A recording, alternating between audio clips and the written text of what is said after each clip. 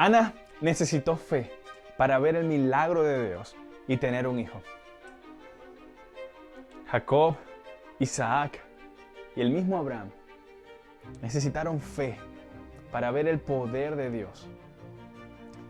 Moisés necesitó fe para golpear el mar y verlo abrirse en dos, para darle paso hacia un nuevo futuro. Josué, junto a su ejército y todo el pueblo de Israel, necesitaron mucha fe para dar vueltas y vueltas alrededor de los muros de la gran Jericó y verlos caer para conquistar esa nación. Necesitaron fe una y otra vez para que, al ser la minoría, terminar venciendo. Gedeón necesitó fe. Tan solo 300 conquistaron a todos sus enemigos. Los apóstoles necesitaron fe. Vos y yo necesitamos fe para acceder a la gracia de Dios. Necesitamos fe para recibir salvación y ser discípulos de Cristo. Vos y yo necesitamos fe para orar y recibir sanación. En Hebreos 11:1 dice que la fe es la certeza de lo que se espera y la convicción de lo que no se ve. Pero lo que el agua le hace al fuego, la duda se lo hace a la fe. Y nuestra vida va a mejorar mucho cuando nuestros esfuerzos sean más grandes que nuestras excusas y cuando nuestra fe sea más grande que nuestras dudas. En Santiago capítulo 1, del 6 al 8 dice: pero deben pedir a Dios con fe, sin dudar nada. El que duda es como una ola del mar que el viento se lleva de un lado para el otro. No sabe lo que quiere, por lo tanto no puede esperar nada de Dios. Pues el que duda es inestable en todo lo que hace. Es duro escuchar que vos y yo no podemos esperar nada de Dios si la duda termina asfixiando nuestra fe. ¿Y cómo podemos alimentar nuestra fe? Es vital en nuestra relación con Dios.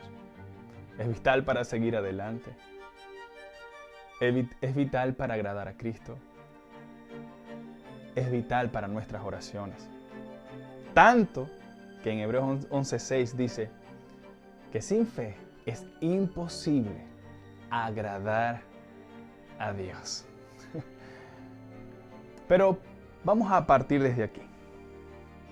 Una buena pregunta sería: ¿cómo puedo aumentar mi fe? Hay dos fuentes muy poderosas que aprendemos en la Biblia para aumentar nuestra fe. La primera es la experiencia. En la Biblia, nosotros vemos cuando Dios le habló a Moisés. Y se presentó a Moisés de una forma muy curiosa. Le dijo: yo soy el Dios de Abraham, el Dios de Isaac y el Dios de Jacob. ¿Qué estaba haciendo Dios con Moisés? Estaba usando la experiencia para darle confianza a Moisés. Diciéndole: mira, lo que hice con Abraham, con Isaac y con Jacob, también lo puedo hacer contigo. Y lo mismo sucedió con Josué. Después de que Moisés murió, después de ser el gran líder que tuvo la fama de conquistar naciones tras naciones invictos, murió y Dios escogió a Josué. Y le dijo: no temas, Josué. Así como estuve con Moisés, yo estaré contigo. Recordar todas las victorias que Dios le dio a Moisés llenó de valor el corazón de Josué para ser uno de los grandes generales recordados por miles de años en el pueblo de Israel. Pero también en la historia vemos como la duda terminó robando bendiciones a las personas. Y eso es algo que vos y yo no queremos que suceda. Entonces así, aprendiendo del Señor, entendemos que recordar victorias pasadas, esas experiencias anteriores, sin duda, son un buen alimento para nuestra fe. Cuando vos te sintáis triste, desanimado o lleno de miedo, yo te animo a que lo hagáis y empecéis a nombrar una a una las victorias que el Señor te ha dado. Recordad aquella vez que estuvo con vos en el hospital, aquella vez que estuvo con tu hijo, aquella vez que te sanó o que recibiste la provisión de una manera que jamás esperaste. Aquella vez que parecía imposible y se pudo lograr.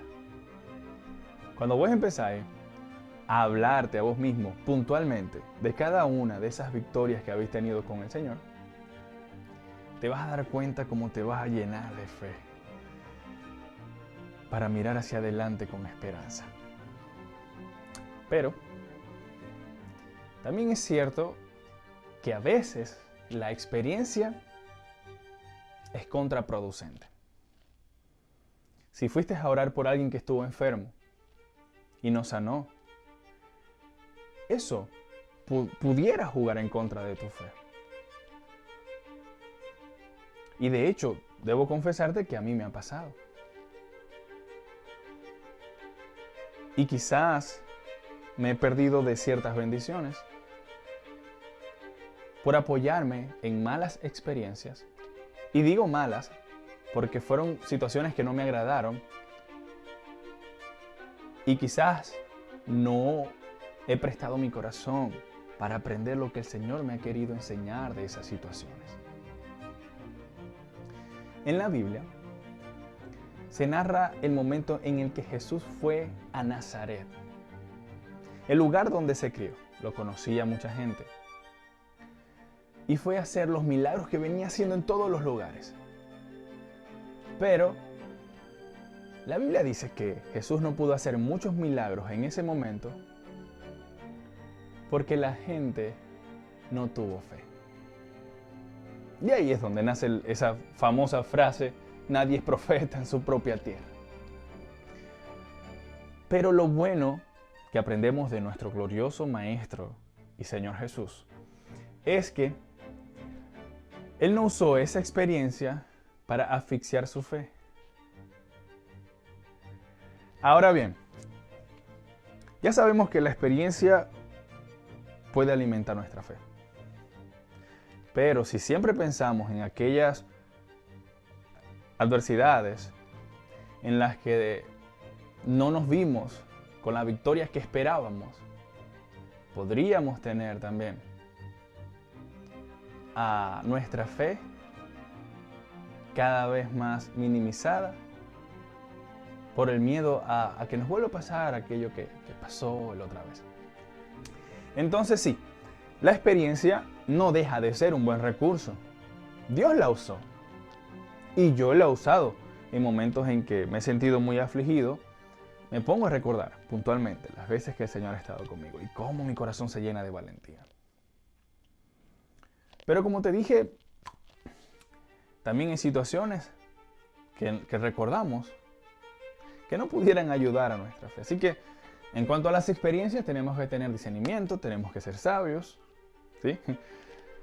Pero sí, no deja de ser un poderoso alimento, que hasta el mismo Señor lo usó.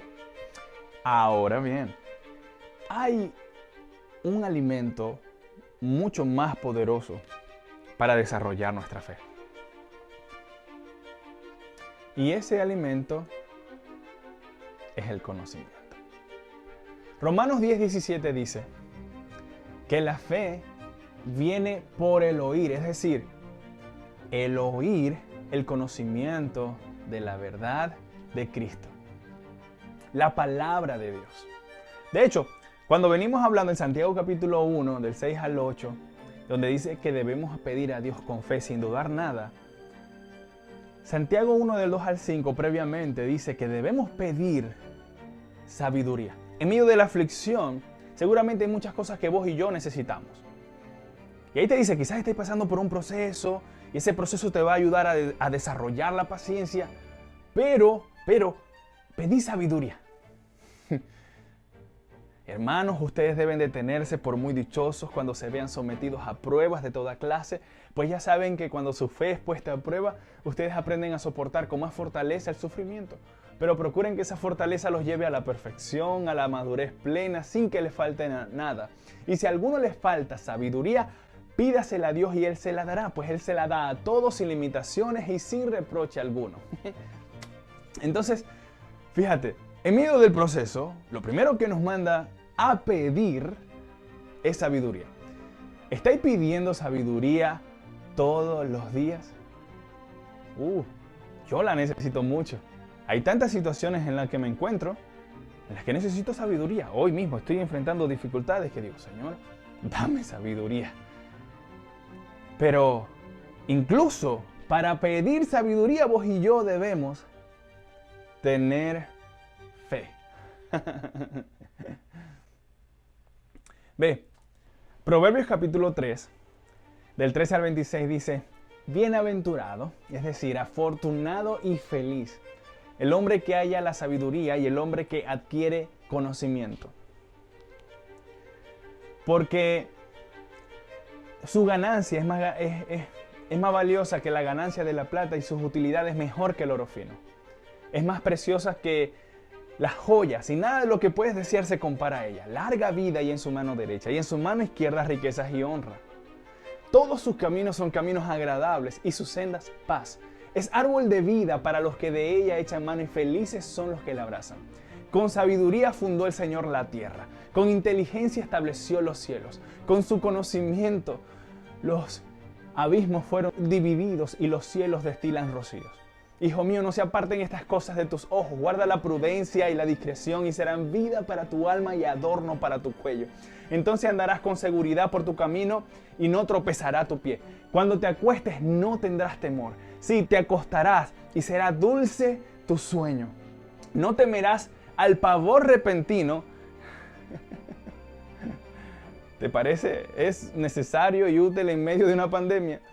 No temerás al pavor repentino, ni el ataque de los impíos cuando venga, porque el Señor será tu confianza y Él guardará tu pie de ser apresado.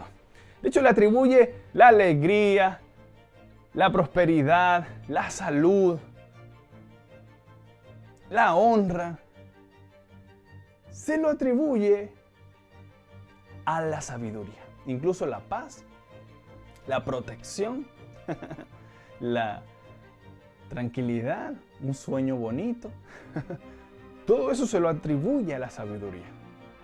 Y yo necesito mucha sabiduría. Y la sabiduría no es algo que vayamos a encontrar fuera de la palabra de Dios.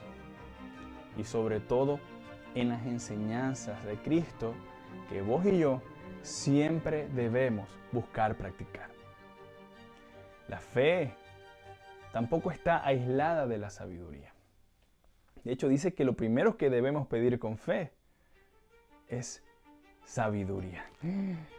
Dice el texto que Dios creó todas las cosas con inteligencia y sabiduría. Eso quiere decir que no fue una varita mágica cuando puso el sol, las nubes y las estrellas. Él sabía exactamente a qué distancia debía estar una de la otra. Todo para formar la gravedad que ni siquiera la ciencia ha terminado de definir. Y todo lo hizo con conocimiento y sabiduría. Y está diciendo que pidamos de esa misma sabiduría con la que Él creó todo. Imagínate que a vos y yo nos dé una pizquita de eso. Ahora bien, Romanos 10:17 nos dice que la fe viene por el oír y el oír la palabra de Dios. Entonces el conocimiento es la roca, la base de nuestra fe y el conocimiento de la palabra de Dios. ¿Qué tanto estáis estudiando la palabra de Dios? Si vos y yo decimos que Jesús es nuestro Señor, debemos entonces conocer a nuestro Señor. Si dos personas recién se conocen y quieren desarrollar confianza, tienen que buscar conocerse. Entonces, ¿qué tanto estáis buscando conocer al Señor? Estudiando sus mandamientos, conocéis todas sus parábolas, qué quiso decir, todas las enseñanzas que quiere que practiquemos vos y yo, todos los evangelios, incluso las cartas que Jesucristo hizo a las iglesias en el último libro de Apocalipsis, capítulo 1, 2 y 3. Es decir, estamos estudiando la palabra de Dios. Si habéis sentido que te ha faltado fe, que quizás la duda está tomando más espacio en tu corazón, estudiar la palabra de Dios. Es urgente que vos y yo la estudiemos todos los días. La palabra de Dios no es un asunto eventual para nosotros como hijos de Dios.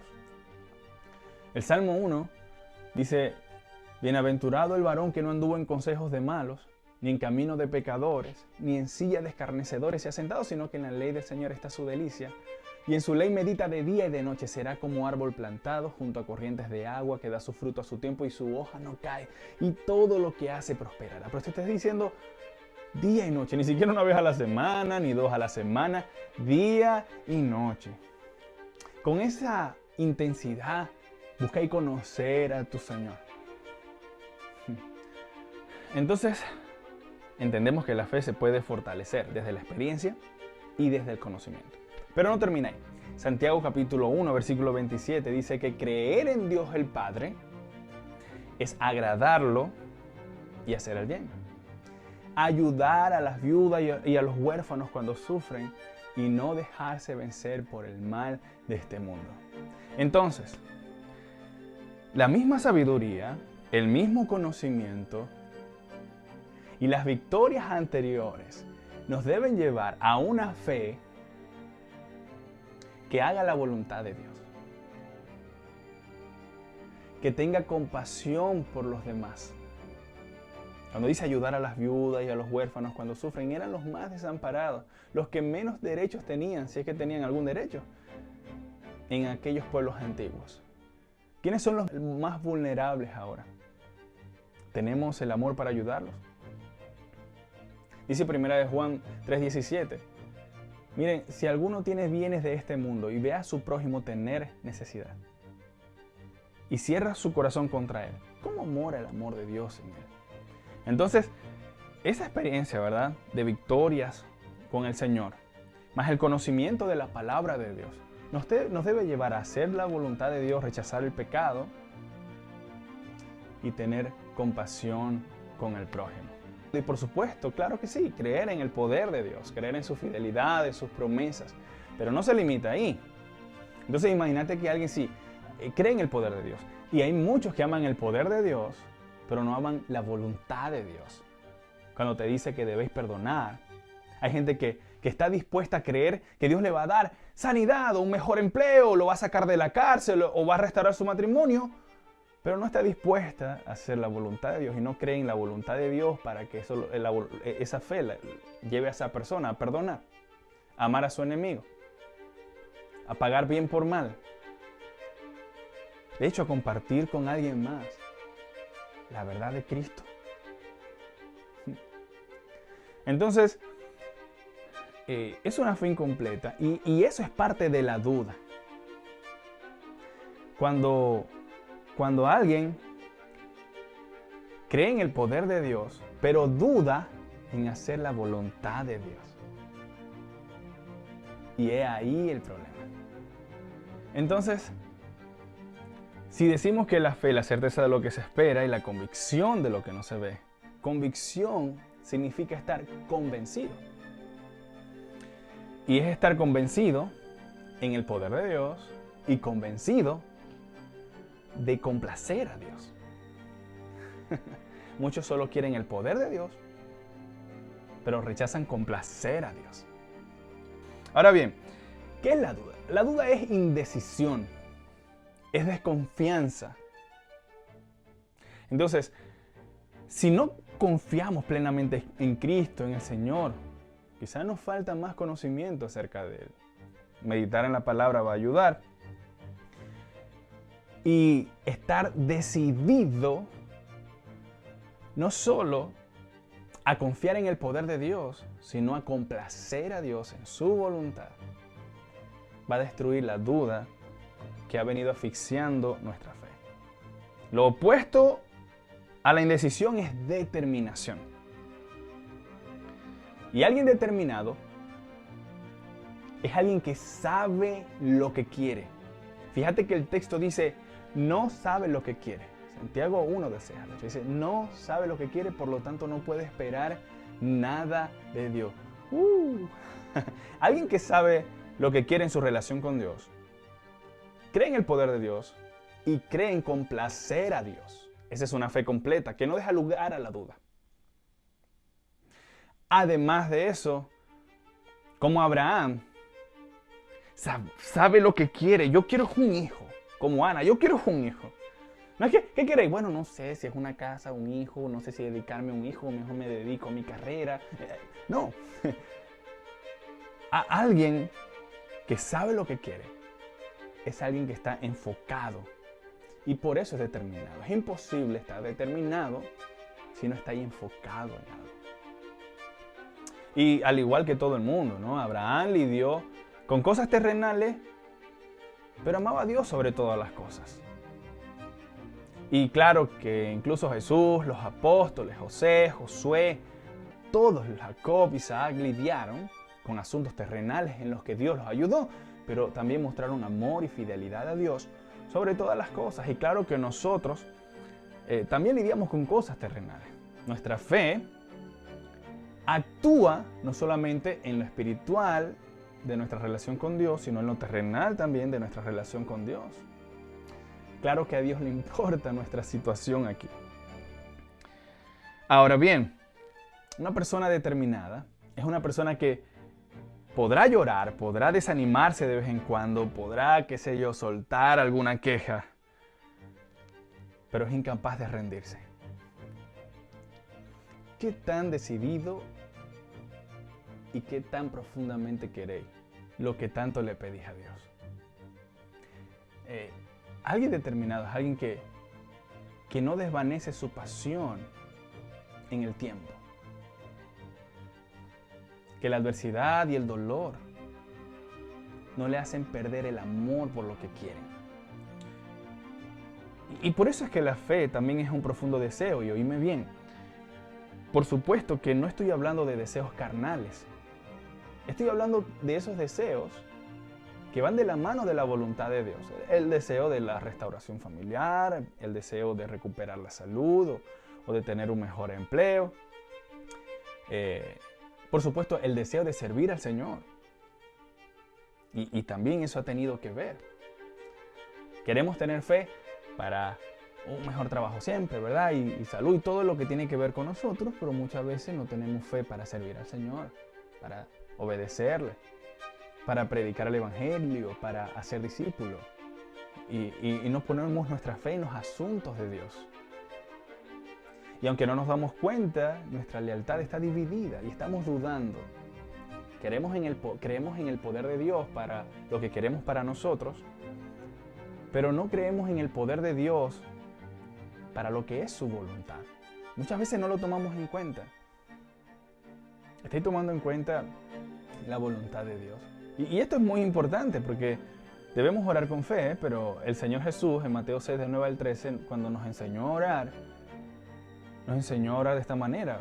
Padre nuestro que estás en el cielo, santificado sea tu nombre, venga a nosotros tu reino, hágase tu voluntad, sea en la tierra como en el cielo. Entonces esa fe puesta en oración es primero que nada para someter mi corazón a la voluntad de Dios y no para que Dios se someta a todo lo que quiero yo. Entonces, así como antes de Cristo nosotros alimentábamos nuestros deseos carnales con lo que queríamos, sin importar incluso las consecuencias, nosotros deberíamos alimentar esos deseos del Padre en nosotros sin importar las consecuencias, y al final Él quiere lo mejor para nosotros. El carácter del Padre también se mostró en Jeremías 29:11 cuando dijo: yo sé muy bien lo que tengo planeado para ustedes. Son planes para su bienestar y no para su mal. Son planes de darles un futuro y una esperanza. Entonces, aquel que tiene duda es inestable, y el que es inestable no puede esperar nada de Dios. ¿Y quién es inestable? Es alguien que cambia de parecer. Es alguien que comienza bien, pero se desvía en el camino. Es alguien que en el tiempo no sabe permanecer. Entonces no tiene seguridad de lo que quiere, no tiene firmeza ni constancia. En Juan 8:31 Jesús dijo a los que creyeron en Él: ustedes serán verdaderamente mis discípulos si se mantienen fieles a mis enseñanzas. Señor, pero ya creo en ti. No. En el camino podéis ser inestable. Se trata de mantenerse, de permanecer. 1 Corintios 13:8, Pablo dijo: el amor nunca deja de ser. Así que servirle al Señor en algo que amáis hacer conforme a su voluntad y a su propósito para que permanezcáis. Escoge algo. Fíjate, Michael Jordan es recordado como uno de los atletas más grandes de la historia. Y en el básquet hizo hazañas que todavía no han podido superar. Pero era un asco en el béisbol. Y esto nos enseña que no tenéis que ser bueno en todo, tenéis que ser bueno en algo. A una cosa que te dediquéis le pongáis amor y lo pongáis a los pies de Cristo. Deja que se encargue de lo demás. 1 Corintios 16:14 dice: todas vuestras cosas sean hechas con amor. Todo. Así que, si vamos a rogar, si vamos a pedir al Señor, y no sabes muy bien qué pedirle con seguridad y firmeza, hay tres cosas que son obligatorias que debemos desear profundamente como hijos de Dios, sin lugar a dudas. Y número uno es ser aprobado delante de Dios. Preséntate como un trabajador aprobado delante de Dios que no tiene de qué avergonzarse y que enseña a poner en práctica el mensaje de la verdad. Número dos, sabiduría. Debemos desear y buscar profundamente la sabiduría. Como ya lo dijimos en Santiago 1, del 2 al 5. Y piden sabiduría, que Dios se la da a todos si se la piden con fe, sin reproche, sin negársela. Y amar al prójimo como Cristo nos amó es la número 3.